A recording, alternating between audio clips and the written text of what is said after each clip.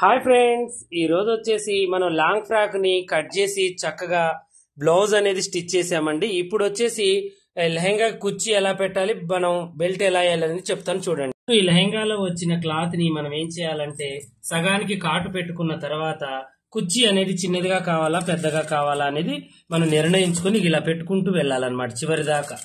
నడుము అనేది కరెక్ట్ గా 30 ఉంటే ఒక 4 ఇంచులు యాడ్ చేయండి. 34 వచ్చేటట్టుగా కుచ్చి పెట్టుకోండి. ఇలా మనం నడుము వేసుకున్న తర్వాత లైనింగ్ యాడ్ చేసుకోవాలి. ఇట్లా మనం ఏం చేయాలంటే బెల్ట్ దగ్గర కొసలు ఉంటాయి చూడండి, వాటిని జిప్పు వేయకుండా ఇలా మలిచి కుట్టుకోండి, చాలా బాగుంటుంది. అటువైపు ఇటువైపు రెండు వైపులు కూడా ఇలా. ఓకేనా?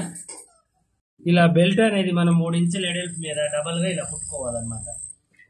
బెల్ట్ ని ఇటువైపు కూడా కుట్టుకున్నాం కదా, ఇలా మలిచి చూడండి ఈ రెండింటిని కలిపి ఇలా పెట్టుకోవాలి. దీని మీద ఇదేంటంటే మంచి ప్రాసెస్ అనమాట. కిందిదేమో ఒక పెదం ఎక్కువ పెట్టుకోవాలి, పైదేం తక్కువ పెట్టుకొని ఇగో ఇలా కుట్టుకోవాలి, రఫ్ చేసేసుకోవాలి. చాలా బాగుంటుందండి.